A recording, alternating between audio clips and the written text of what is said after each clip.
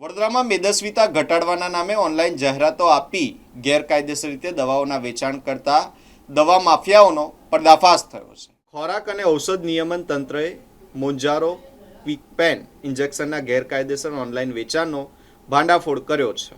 Food અને drugs વિભાગે ફરિયાદ મળ્યા બાદ તપાસમાં હેક્સપ્રેસ હેલ્થકેર કન્ઝ્યુમર પ્રાઇવેટ લિમિટેડ અને મેડિસમેન્ટ સોલ્યુશન્સની સંડોવણી સામે આવી છે.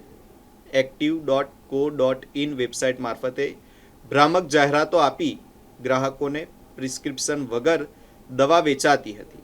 અધિકારીઓએ બનાવટી ગ્રાહકો બની ઓર્ડર મૂકી કુરિયર મારફતે દવા મંગાવી હતી, જેમાં ગેરરીતિ સામે આવી છે. તપાસમાં છેલ્લા 1 વર્ષથી આ સિન્ડિકેટ સક્રિય હોવાનું અને અંદાજે 3,000 જેટલા ઇન્જેક્શન વેચાયા હોવાનું જાણવા મળ્યું છે.